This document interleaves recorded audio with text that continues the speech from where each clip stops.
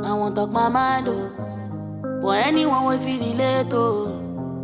Redeem my cooler, yo.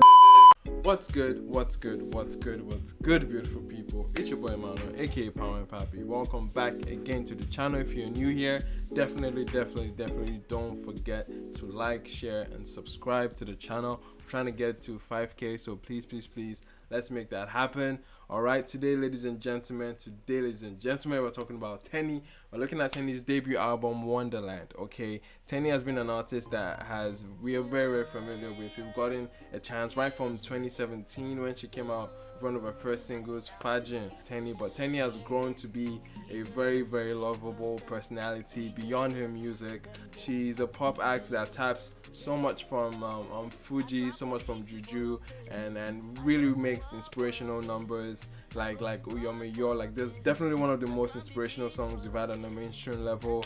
She has given us hits like Hey, she has given us hits like Askamaya, made us dance, made us laugh with Sugar Mommy. Now, we've known Teni as a pop act, giving us amazing singles here and there, but in terms of projects, I'm still yet to be captivated by an entire body of work that she puts together. 2019, she had a Billionaire EP, which I thought, other than the title track and the intro, I don't think there was much more to tap from, to take away from. Then followed up to the Quarantine playlist as well. It felt like there was not really much evolution with her sound. On this record, she didn't really seem as hungry for it. She didn't seem inspired on those records. I was one of those fans that was having second guesses in terms of Teni in an album perspective, you know, based off of the EPs that she had given us. And the signs were not looking too good up to the release of a song, Joe. I thought this song was probably one of my least favorites from her. It didn't really seem as organic in terms of creating a very celebratory atmosphere. It basically felt forced. It basically felt like a forced record, and which was far below the standard that we've seen Teni roll out with.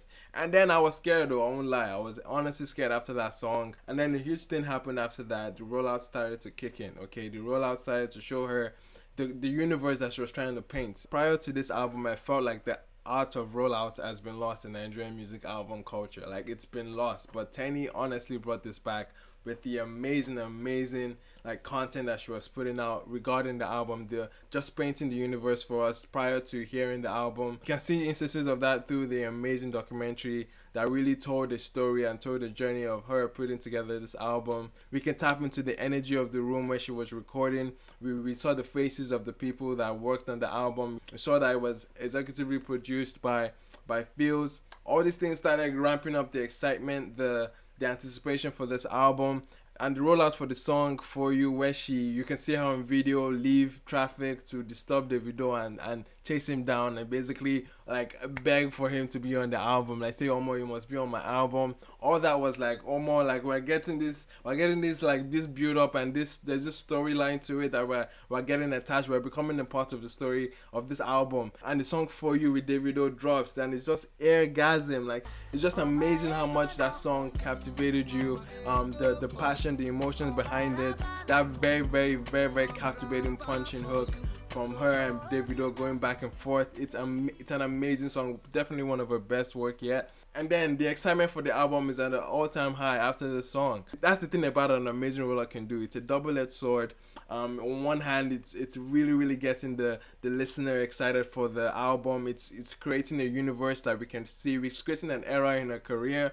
And on the flip side of it, it's like it really sets the standard even higher than it already is, because it's a debut album, so the standard is already like being pushed. And you're adding to the fact that this was executively produced by Fields, who did an amazing run of two arguably classics, okay, with Fireboy.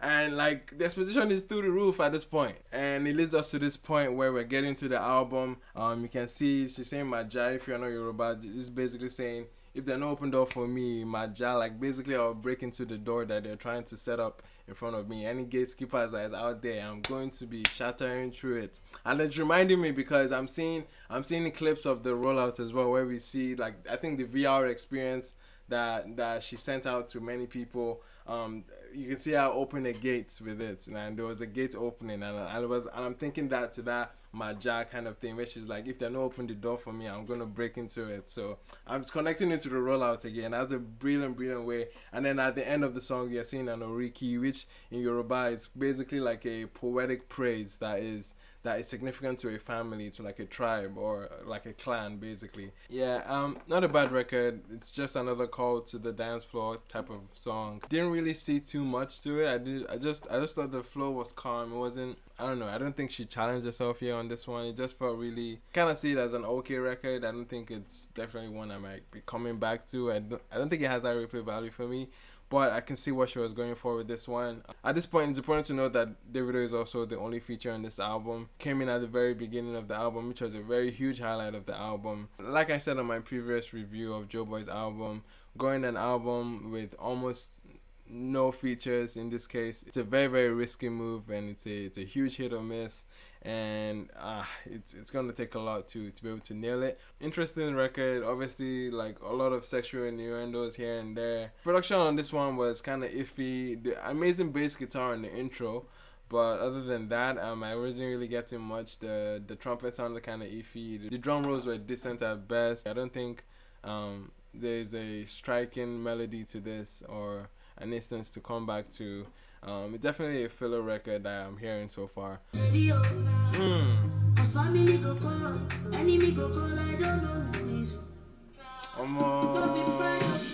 Yo, that line, she said family go come, enemy go come, I don't know who is who. Are you crazy? Are you kidding me, bro? That's some real shit right there, bro. Definitely a favorite since For You, for sure. It woke us up a little bit. We're getting to this inspirational bag. Very catchy melody. Very strong performance from her vocally as well.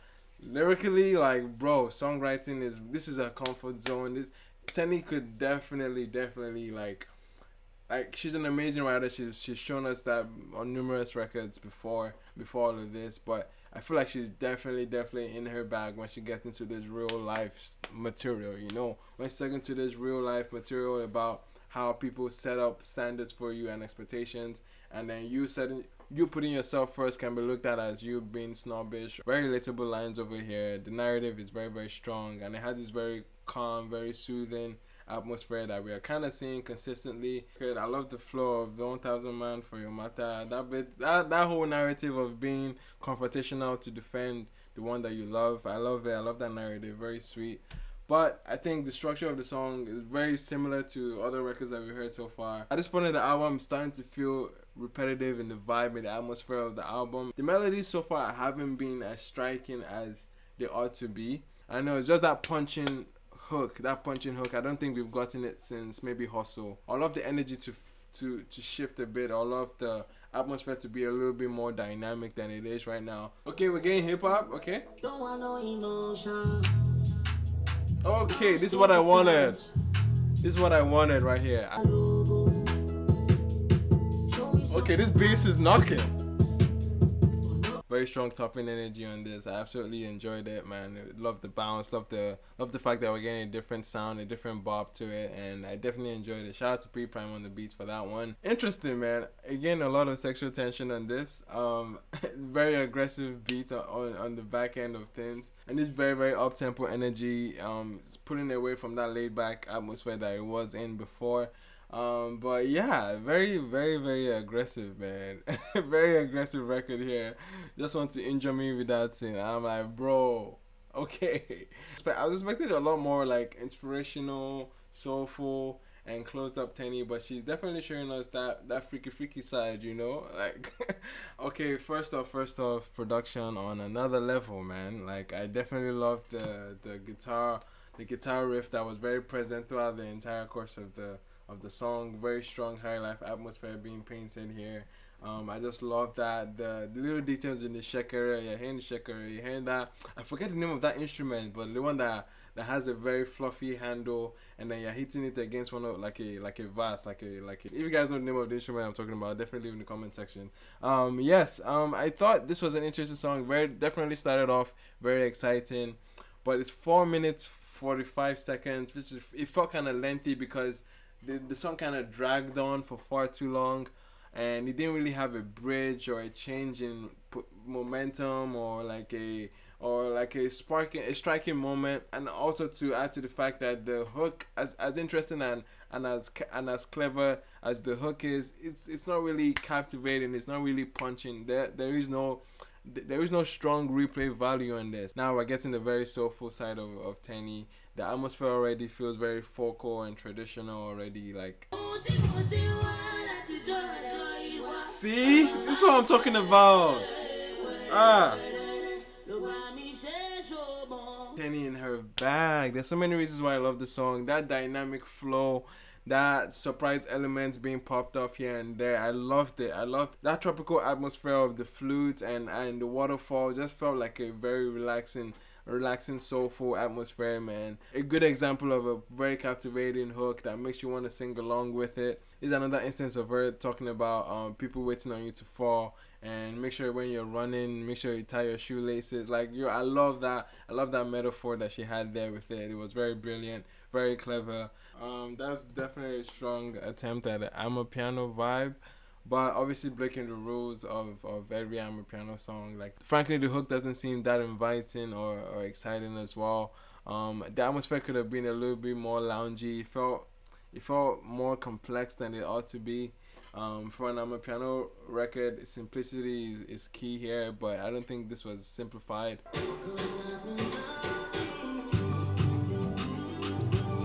Okay. Oh, feels okay. Very romantic song, very romantic setting. Now the lyrics are a lot more heartfelt here, and then might I say production on another level. Again, feels showing up here, taking a lead in the chorus as well. Having that electronic effect on the voice brings a lot of that dynamic energy that I would love to see. That switch up, that alternating energy. Another tension record.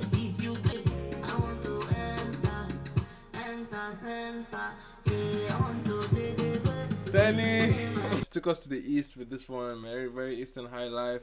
It's funny because she's referencing one of the greatest Nigerian football players, Austin JJ Okocha, and he's from the east as well. So she's taking it to that angle. He was known as a dribbler, like he was changing style, being very like. It's like a little messy, you know. But now she's using that as a metaphor for, again, the sexual tension here. She even painted the picture a little more vivid here in terms of like, she was saying things like, "Now leg all around me, put your hand all around me."